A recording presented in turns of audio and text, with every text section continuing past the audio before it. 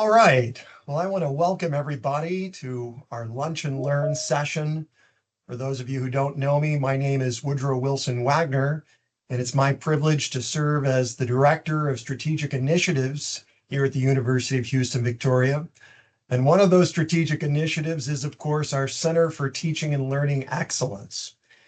As I said, we are so blessed to have so many fantastic faculty and staff here at UHV who have a wealth of knowledge and expertise to not only share with our colleagues here at UHV, but with the community at large.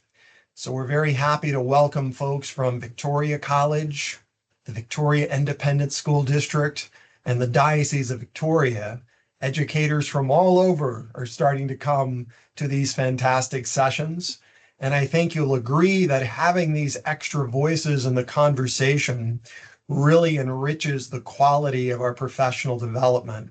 So I'm so glad all of you are here to join us.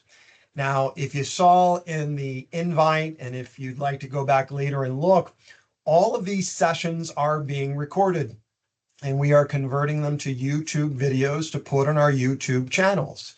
So I know some faculty and staff have said, I wasn't able to come, but do you have a recording of it? Because I would really like to use it in class, or I'd like to use it for other purposes. Please go back and look at that YouTube playlist. And if you have any trouble getting to that, let me know, and I'll be more than happy to get you to that list. So today, ladies and gentlemen, represents the third and final installment in our artificial intelligence trilogy. I was so incredibly pleased by the fact that we had so many scholars on this subject, and there's so much left to say.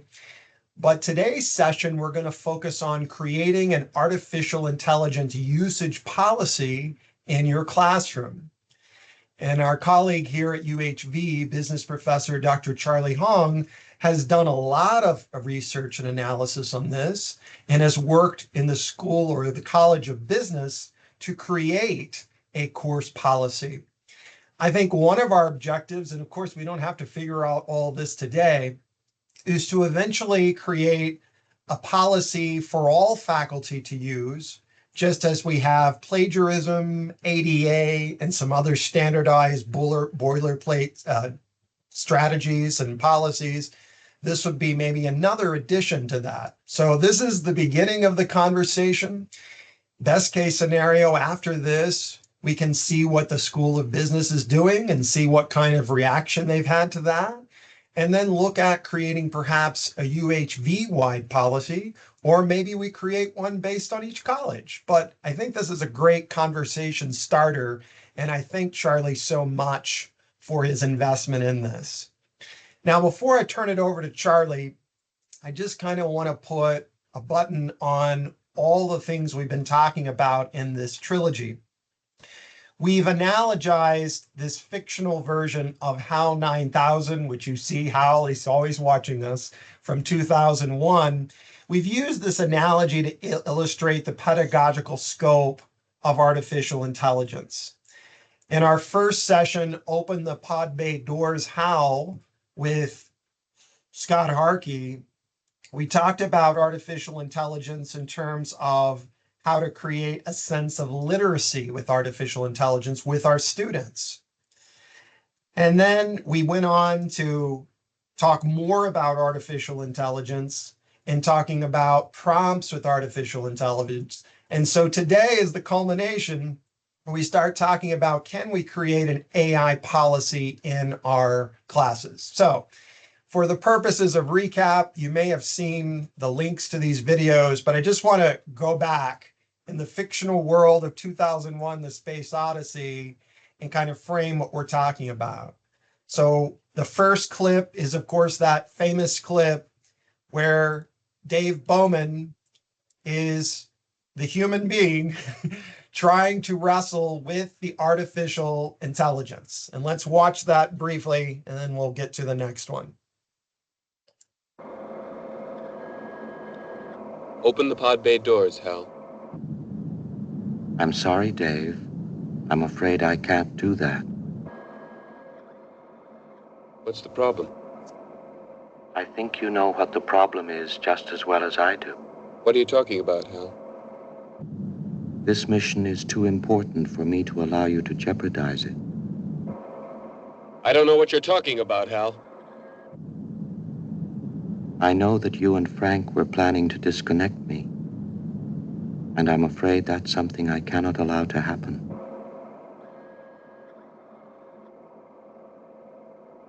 Where the hell did you get that idea, Hal? Dave, although you took very thorough precautions in the pod against my hearing you, I could see your lips move.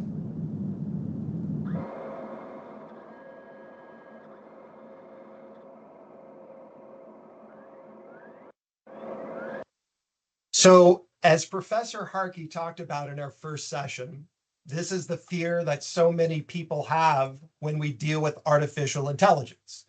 But remember, that's a movie. And I think the point that Professor Harkey and others have made is the artificial intelligence is only so clever and so good as though we give it human prompting, which took us to our next session and talking about the artificial intelligence actually being afraid.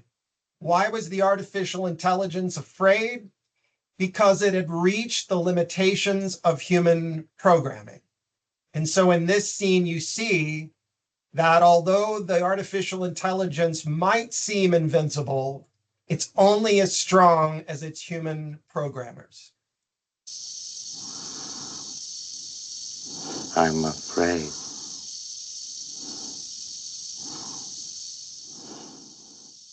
I'm afraid, Dave.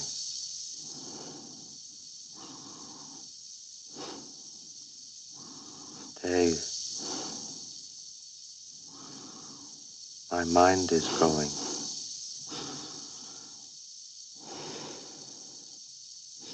I can feel it.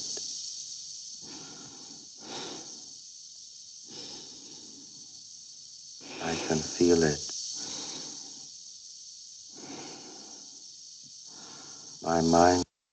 So it's human beings who ultimately have the power of the artificial intelligence. As we talked about in our previous session, it depends what prompts we give that artificial intelligence in terms of what it will ultimately do. So this is our third and final session. And before we get to Charlie, I'll show one more video clip of how it kind of ends with Hal in the sequel movie 2010, which is the sequel to 2001. And this is how it ends with Hal. Ignition in 90 seconds. If there is danger here and I use up all the fuel in the escape, what will happen to the Discovery? It could be destroyed.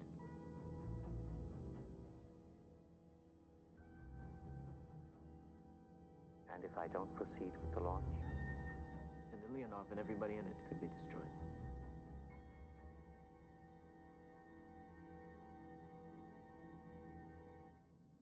I understand now, Dr. Chandra.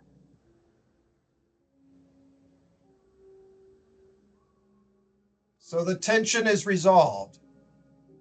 Ultimately, HAL 9000 obeys and saves the lives of the astronauts. We ultimately have control of artificial intelligence. It's not something we have to fear. Dr. Chandra. Yes. Will I dream? I don't know. And we don't know if Hal ever dreamed, but if he did, we hope that his dreams were very sweet indeed. All right. With that said, I'm going to turn it back over to Charlie. And Charlie, if you don't mind, just spend a moment introducing yourself. And then if you'd like to load your presentation, we can go ahead and do that. Ladies and gentlemen, Charlie. Thank you, Woodrow. It's my pleasure to be here to join to share with you some thoughts and also our class policies. By the way, I'm Charlie Huang. I'm an associate professor of management at the College of Business, University of Houston, Victoria. And I'm glad to be here and share my thoughts and some other stuff with our colleagues and our friends in other institutions. So the topic is really about AI policies in course. But before that, I would like to um, share you some thoughts about technical part or philosophical part of generative AI. I was trying to be like a philosophical, but I think probably we have professors from philosophy, so I chose rather to have like a business in mind. So first, I would like to talk about the popularity of large language models. So we call it generative AI over here, or AI in general, but it's really about large language models emerged in recent years. And then we're going to discuss a little bit about some issues with generative AI with one empirical example I'm going to show you. And then I will share you my thoughts about role of higher education and upcoming transformation because of AI. And then we're talking about a little bit about classroom tasks related to AI, what we should do um, uh, under the impact of AI. The second part of this talk is about the course policies of College of Business. More than that, actually, I would like to share you some considerations, suggestions on enforcement and also how to transform our course activities into AI resistant version and also promote our students with the technology and the skills they need in near future. So that's a part of the agenda. And before I get to the major part, could you please take a moment to just use your phone to take a photo of this or use your camera? Just open your camera and the code barcode will bring you to a short survey. I think a 4-question survey. If you get a chance, just take the survey. It's anonymous. Yeah, I'm going to show you the results I got in a few minutes.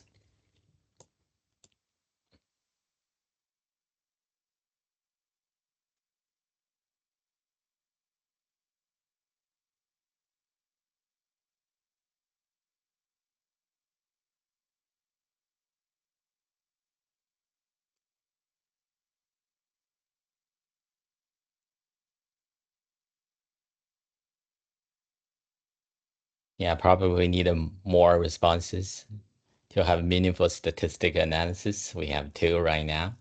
Thank you very much. We have 3.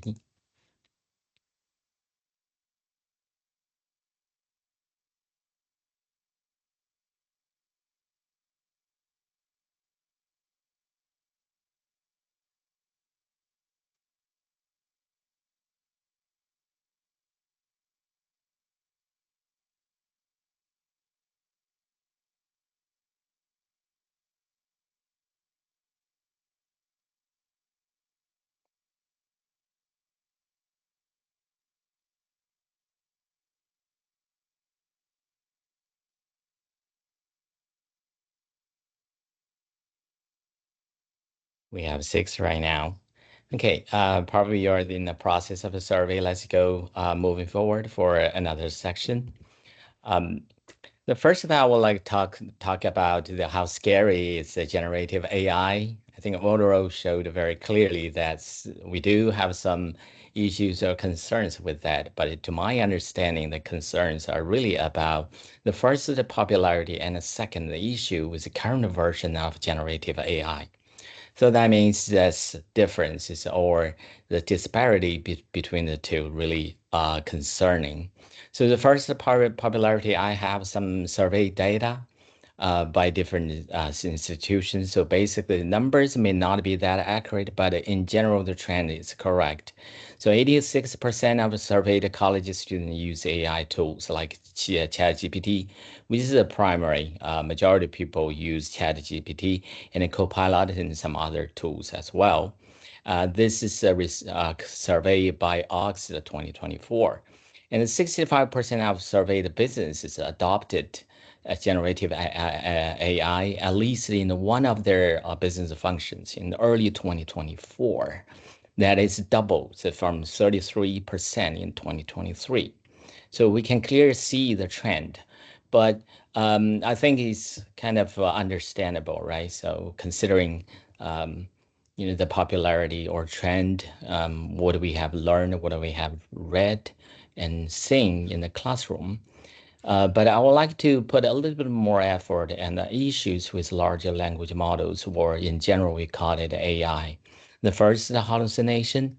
The second, training data quality.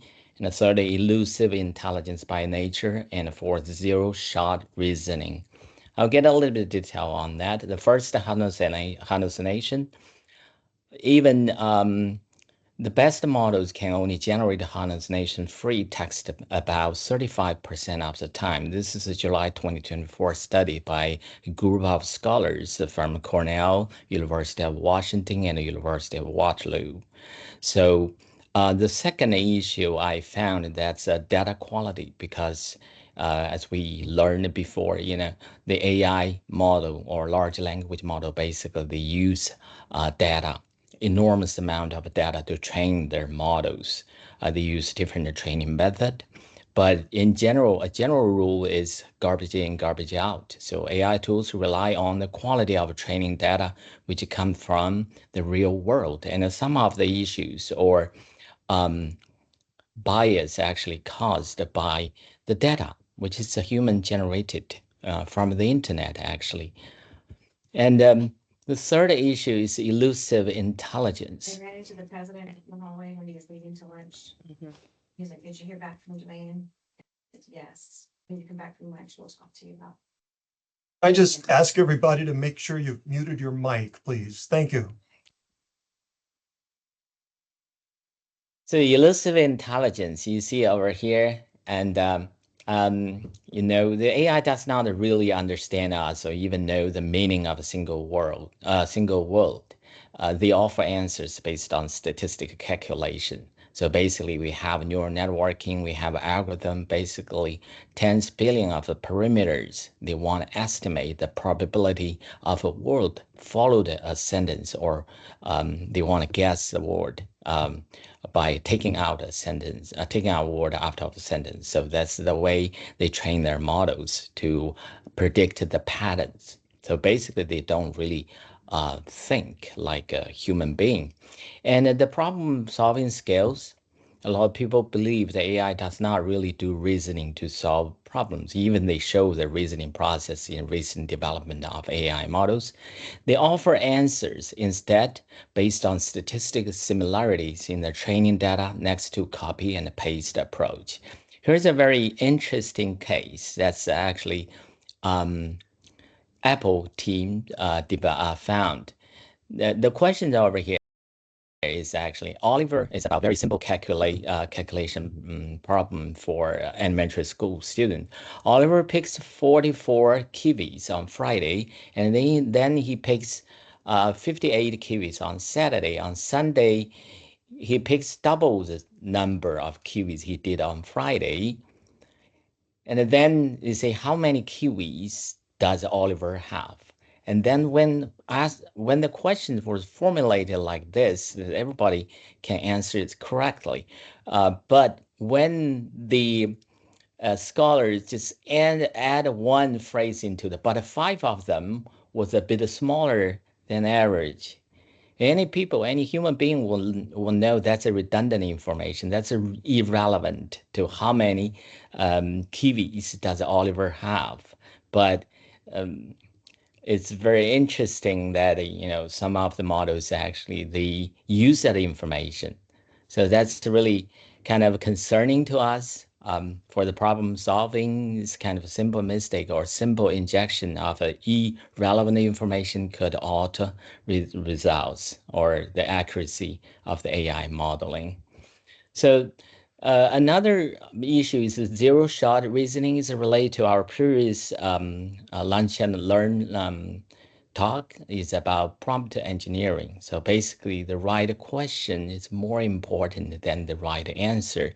The table shows over here is actually different prompting actually have a significant impact on the accuracy. So over here by scholars, they test that the simple questions, but asked in different ways. The accuracy is dramatically different across different prompting method. So when you understand more about what you need, you will get an objectively better answer. So basically, this prompting uh, requirement for good responses from AI models. So I did some empirical checks on the AI because of popularity of ChatGPT. I just use the ChatGPT as a model, but you will get a similar result from other large language models. I used my own research paper published in 2017.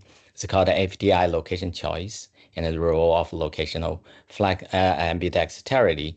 I use the prompts to ask ChatGPT to summarize the paper. And then I asked what's the statistical model the paper adopted. And then I asked the model, say, how did they measure the major concept, locational ambidexterity? Let me share you when I'm working on that prompt.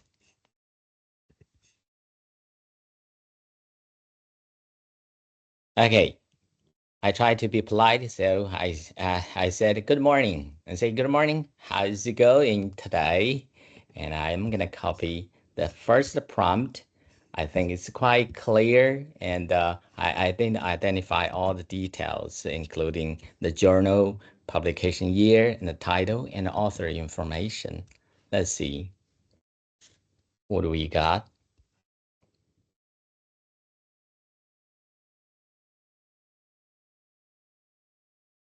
Wow, very nicely written. A lot more than what I offered at the summary or at the beginning as the abstract. So if you take a look at that, it's basically the first is say concepts. And I think they're right. Location choice and factors influencing ambidexterity. Yeah, I think it's a very nice introduction, and we're gonna compare it with the real answer later, and then we're gonna do the second. Is what is the statistical model?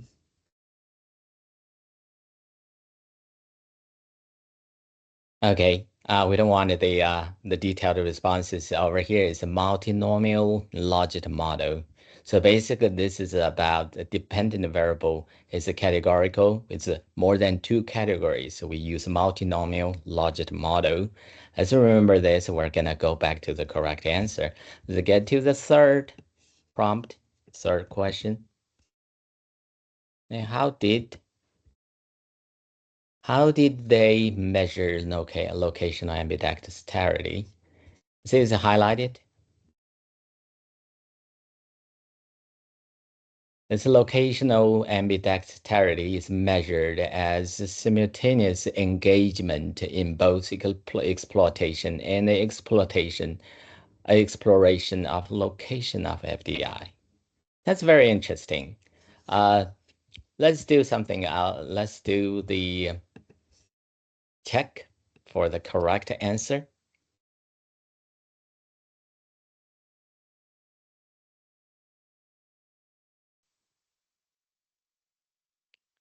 Okay, this is abstract. I think it's the ChatGPT did very well. It basically summarized all the major findings and also the topic area. And then when we come to the Q question two, what's the statistics model we're using? Is actually in the model specification part that say there are two models used, the conditional logit model and the count model used. For this study, the count model is more appropriate.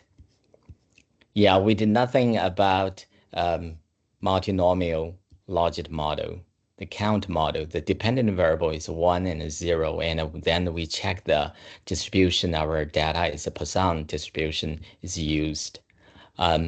So that's question answer, correct answer to question 2. And then we have correct answer to question 3. So how the locational ambidexterity measured? The ChatGPT says about exploration and exploitation as 2 dimensions. But over here is obviously it's nothing about exploration or exploitation. It's actually market potential and a cost advantage as the fundamental variables to calculate for the locational ambidexterity. And actually there are 2 methods used in the original paper. So we now know the ChatGPT does offer very nicely written answer, but unfortunately is not the correct answer. Okay, now here comes another issue. I think it's bigger issue is about this, the dilemma of evaluation.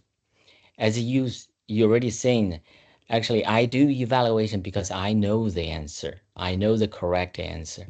But what if we ask ChatGPT to something for something we don't know? That's quite often the case. Our students or any people, they try to ask ChatGPT because we don't know the answer.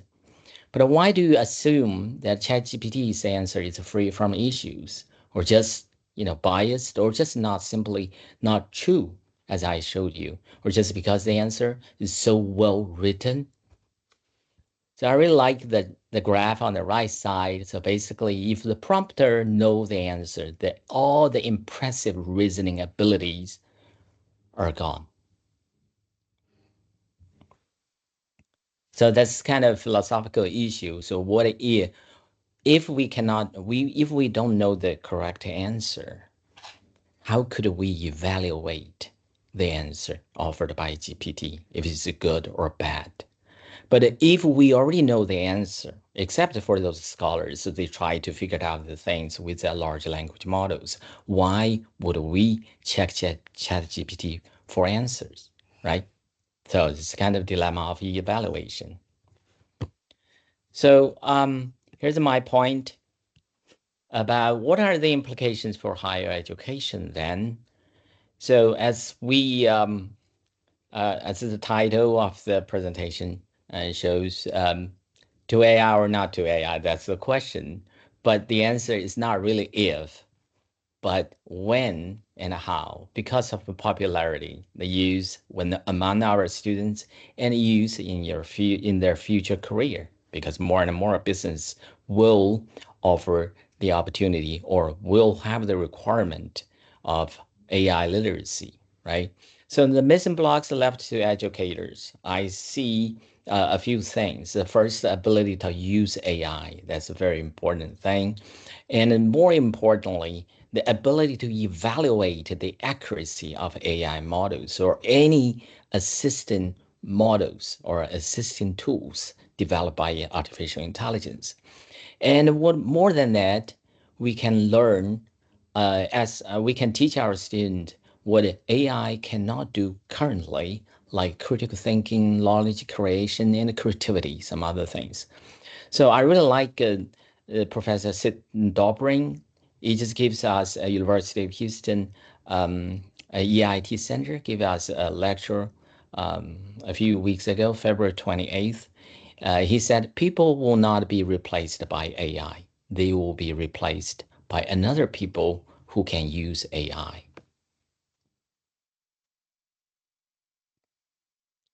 So how to position AI in classroom learning and teaching? So the first, I would say align AI with learning objectives and a teaching environment. The first, we need to regulate and encourage student responsible use of AI in learning knowledge, skills, and the critical thinking abilities. So there are different things ongoing in higher education from basic level to higher level in terms of Bloom's taxonomy, right? So, for example, when we are in elementary school, we are taught the simple number operations, addition, subtraction, multiplication, and division. People may argue that because we already have calculator, why should we learn that in elementary school? You know, to have them like a torture for these simple operations. But I would argue that first we need to understand the knowledge, right? We learn number operations, the rationale behind it. That's called knowledge. And use calculator to achieve that. That's called scales. And then solve the real world problems. I would say that's involved critical thinking abilities to try to convert those word problems or real world issues into mathematical equations or formula. And then we solve it with our skills and based on our fundamental understanding on the knowledge. And on the other hand, we can use AI for teaching effectiveness. Is the first is about learning, right? The second is about how to use AI to empower teaching through customization, improving student engagement and involvement. And another very important task is for higher education or in the classroom teaching is to develop student AI literacy for career readiness. So the first, we need to train them or develop their literacy on limitations of current AI advancement. We know the limit, bias, mistakes, or any other issues and the reasons behind it. And then we need to develop student AI literacy on prompting and evaluation. So how to do prompting to get a better, more accurate answers out of AI tools. And also we should be able to evaluate the accuracy or quality of the outcome. So now the second part of our talk is about College of Business AI policies. We have done a lot of work on this. We started our jobs on AI policies and review of AI policy in our other colleges in 2023. And we do have the general recommendations to guide the whole AI policy recommendation, policy options. The first is a faculty discretion to decide that class policy based on the best interest or best method for effective college teaching. And second, explicit policy on the AI tools is needed, preferably with a positive and persuasive tone. Third, it is exposed to students the various issues and limitations associated with the current generative AI. And also, we recommend our faculty give guidelines on how AI tools should be used and evaluated, ensure equitable access to students, and promote responsible use. Finally, our faculty are encouraged to redesign and readjust their class activities and course design to align with their AI policies. And then we have three practical policy options. The first, I think, is quite simple and easy to understand. The first, no AI policy. We prohibit any AI tools for any class assessment at any stages of preparation in a course. Now, option two is the AI generated content allowed as reference only. So we allow our students to use AI tools during assignment preparation stage, like brainstorming, drafting, or initial idea generation, but require attribution and formal citation as a reference. And also their final version should be AIGC free. That's a free of any AI generated content. The option three is a mixture of option one and option two. We, our faculty can specify which class activities may have AI, as fundamental early stage reference, but some other class activities should not be related to the AI tools. So we can have different class activities that have different AI policies in that same course. So for all above scenarios, the student final submissions should be AIGC free, unless permitted by the instructor in writing. And by nature, I think a lot of us believe that copying AIGC without acknowledgement or use a proper citation reference is a violation of academic integrity specified in our student handbook and any student handbook of any colleges. So, but I would like to share you some more considerations of policy enforcement. The first is issue with detection tools. So normally we use Turnitin for similarity checks. So the software or platform will compare student submissions to the large databases in Turnitin. They grab from previous student submissions and internet content.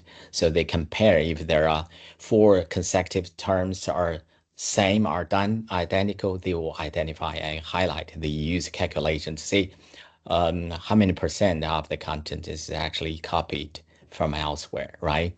So, but the AI detection program or website, including Turnitin AI function, are unreliable. Normally they have false positive or negative results. So also the reports, the results reported by different websites, they're inconsistent. You may get one website is significantly by AI, but another website is truly human generated. And also detection may be harder with the advancement of AI technology. They want their output to be like a real human as possible. And length of text significantly affects the accuracy of the detection. Not to mention, there is humanization service emerged so that you can humanize the AI-generated text. So if your student want to avoid to be detected as a high AI GC, and they can use humanization tool to do that. And also we do have potential risk of FIRPA violation and other security issues if we use the free detection website or put our student information into those websites. So that's a really significant issue of policy enforcement that's challenging for AIGC. The possible remedies. The first is we need a consent from a student for enforcement, and we need a suggest student. Probably we can ask them to self-check with a free website recommended by instructor. I don't really like this kind of remedy way, because we really want it looks like we want to ask our student, hey, prove you're innocent, that's kind of weird, very weird, and it can increase burden our students to prove they're right, they're good, And another way could be like use multiple method for better detection accuracy. And at the last resort, we can always conduct a knowledge check with the student through meetings to verify. But there are better ways to do that. Definitely, we will have a little bit of that later. And some other possible remedies include the first, we want to know what content is written, prepared by AI. And if we can do a few rounds of test with the ChatGPT or other popular AI tools to get some idea what the AI generated content reads like. So when we see our student responses, pretty much you are sure that it's generated by AI. It's because it's too obvious that it's it's consistent with what the AI offered you earlier when you do the test run. So another is I think the better way is to test with AI tools to have those assignments which is more AI resistant. In other words, choose those questions that AI cannot offer a good answer or satisfactory answers. We have a little bit more tips on this. And lastly, use faculty-owned judgment for the threshold for penalty or disciplinary action rather than a fixed percentage. It's really, really dangerous to use percentage, just like we did in a similarity check, because the percentage for AI detection, even often provided by Turnitin AI function, is not reliable at all. If you run different times, they may offer you different percentage. So the percentage just give you a rough idea instead of give you an accuracy, or you can use to compare with your threshold defined in your course policy or assignment instructions. And then here comes I think, more meaningful part is about how to redesign and adjusting class activities and learning experience to kind of transform our educational content or the way we teach our students. The first, we need to explore that what AI can do, what AI cannot do to make an AI resistant assessment. The second, we probably want to use different content for our class activities. So if we use content specific to our learning context, based on textbook content and the fixed solution answers, or with the graph tables, you can connect the answers to the graph or tables in the textbook page. And also, if you have assignments related to YouTube or instructor-made videos, that will be kind of better for students just follow the content, follow your question instead of relying on the AI tools to generate answers. And also local community events or most of the recent happenings or news. The questions related to those type of information will normally more AI resistant than others. But as a warning, I would say the situation could change soon as AI more becomes more advanced. For example, they may use their training data more updated, or use more updated training data, or they use Google News or News incorporated with their current data for the training. So that's kind of adjusting class activities or redesign the courses that can make the teaching or learning more effective under the impact of AI. And also we can think about the format choice. The first, we want to have process-based other than the output-based. Like mathematical problems, we don't really only ask a student for the results, but we want to ask a student to show your work. That's a very important part of the process, right? And second, instead of doing essay submission, the written part, probably you want to do oral presentations just in front of you or in front of a group of people. You do the oral presentation in real time. And other real-time assistant, for example, if you wanted them to do the test within in the classroom in person, and don't want them to use internet or any electronic devices, that will have like a real-time assessment without the information from the internet. But still, the situation could change soon as AI advances. But in general, the best solution to prevent AI use is to create AI-resistant tasks to which AI cannot provide satisfactory responses. So another part of what we should do as a higher education or in the classroom is promoting AI literacy for our students. So higher AI literacy will lead to more responsible use of AI tools. As UHV, we do have a library guide on artificial intelligence, and also we have the certificate for students to complete and submit it to the faculty. Already, I think this method already adopted by some faculty already. And also, we may offer extra courses specific supplemental resources like the issues, limits with AI, and how to use AI correctly with your subjective content areas in your course. And also in face-to-face, especially for face-to-face classes, a few slides in weekly instructions on AI literacy may be helpful to promote AI literacy of our students. Finally, the prompt engineering training should be a big part of our higher education in near future, because we really want our students to know how to use AI, how to evaluate the AI with different prompting skills. Thank you very much. I think that's a major part of this. I would like to recommend a lecture. It's a recording by Dr. Sid Dobrin. He's a professor of University of Florida. He's currently kind of really iconic figure in artificial intelligence and higher education. He's a professor of English.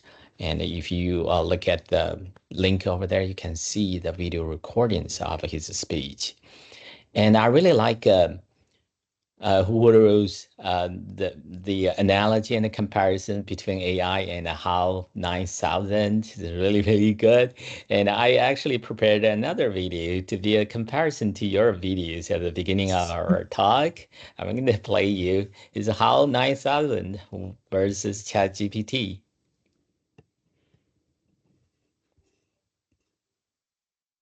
You read me, Hal?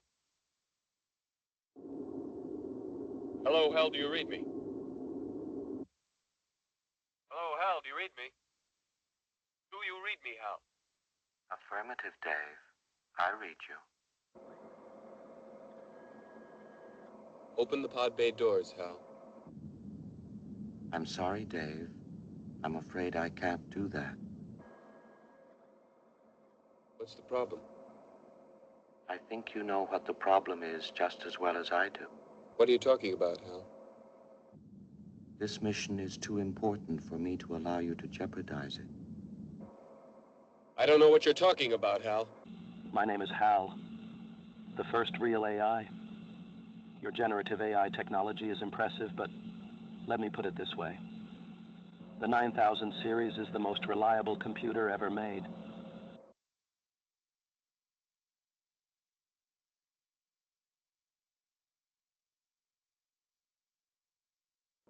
Where the hell did you get that idea, Hal?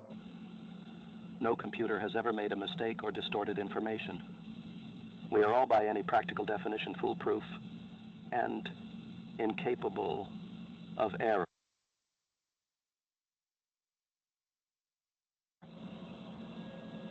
So why are you using ChatGPT?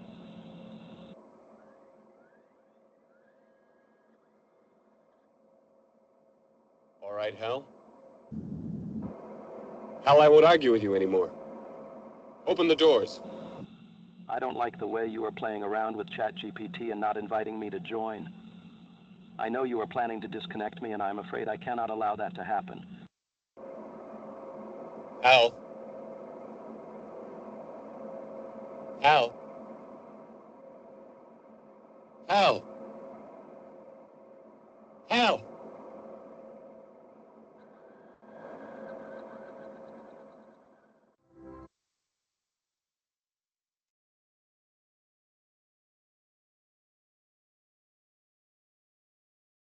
Okay, I think that's today's presentation. Thank you very much. And I would like to report the results I got from the survey at the beginning of the presentation. I got 7 responses in total. We have 3 responses about the use of explicit course policy on AI use in classes. I got a 3 yes, 4 nay. So 43% they have explicit AI policies in their teaching at least one of their courses. And then the second question is if you have explicit course policy on AI, which of the following best describe your policy? We have 67% of our respondents say they use a mix of AI allowed and a ban depending on class activities. And we do have 17% of our respondents say they have free use of AI, that policy for use of AI. And the third question is, have you ever used generative AI tools for teaching? for teaching. For example, we use for preparing course materials and for interactive content such as Q&A and customized content, and for grading student work and for teaching tasks not specified above. We have 43% of our respondents say no, they did not use the AI tools for their teaching, and then 29 try quite equally distributed. 29 say for preparing course materials, and also we have 29% do the interactive content. That's pretty impressive, such as Q&A and customized materials. And also, the last questions, do you use AI tools such as Turnitin AI detections to enforce your AI policy? If no AI tools is allowed in student final submissions, we do have 3 yes and 4 no. I think it's pretty impressive. We're in the middle. We're on average on the national average, because I got a report last time about the college business schools. They normally how they use AI as teaching tool, how to set up their AI policies in their classes. I think it's really impressive. Thank you very much Thank you. for staying This with was us. so fantastic, Charlie. We really, really appreciate all the time and research you've put into this. And what I would just ask to kind of follow up on Charlie's survey is just where everybody is, and if they want to make any comments about how they've been using AI. And the other question, Charlie, I want to try to figure out is, are y'all now at a place in the College of Business where y'all have a set policy that you're putting in all the syllabi, or have y'all gotten that far? Or where are you with creating a standardized policy for all College of Business classes? Yes, thank you, Woodrow, for the question. I think we already have all the AI policies in place in our syllabi as a standard, as a part before the academic integrity part. So based on the most recent statistics that I have done with my colleagues, it's in the AI committee. 95% of our courses already have AI policy in place in our syllabi. Excellent. And I Yeah. think that would be interesting, Charlie, for you all to meet with the other deans of class and CNAS and education and see if they would be interested in creating a similar policy, or might they have a policy that's more indicative of their subject.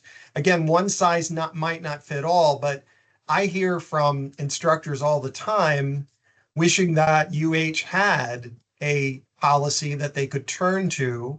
And I think you would agree, Charlie, that that's helped y'all in so many ways, answering some of those questions that students might have or whatever else. And I would like to try to see us move towards whether it's a policy in each college or an overall UH policy. But I think this is, like I said, the beginning of the conversation. And I know Charlie would be more than happy to work with any of the deans and other folks and other disciplines. Charlie, if you wouldn't mind putting your outstanding PowerPoint in the chat, if you could just put that file.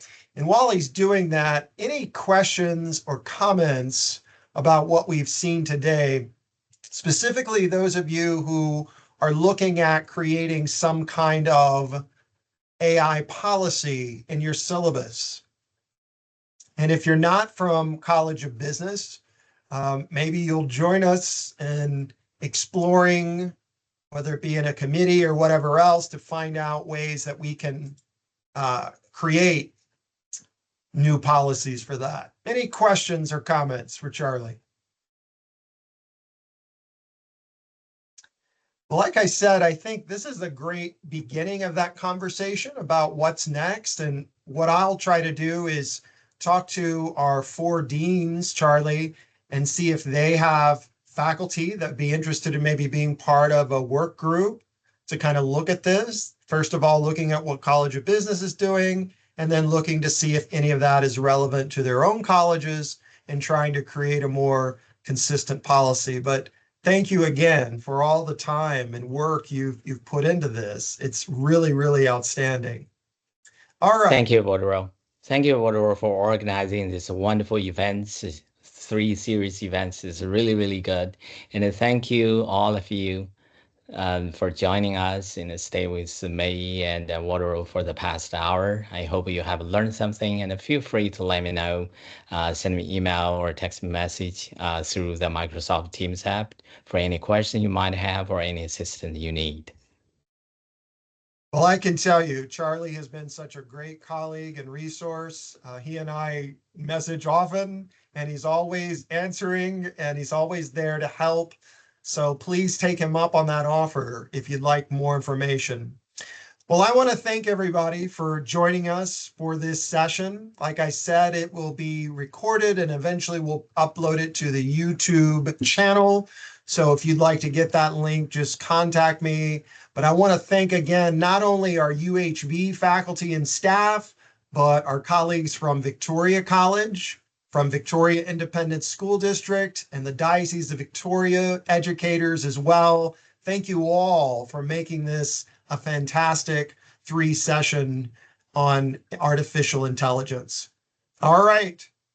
If there are no more questions or comments, we're going to go ahead and end. Oh, there's Megan. Megan, please. Sure. Just wanted to say thank you, gentlemen, again, and appreciate being brought into the conversation. And we appreciate you, Megan. And if you don't know, that's Megan Schott. She is the principal of St. Joseph High School. Go Flyers. And we're really excited to get her and other academic leaders into these conversations. And Megan, please look out for more of these sessions. And you might have some specific topics that you would like our faculty to present on. Please let us know that. And your faculty and staff might have topics that they can present to us. So please let us know that as well. All right. Any other comments or thoughts before we end? Okay. Well, everybody have a wonderful Monday. Take care. God bless. We'll see you next time.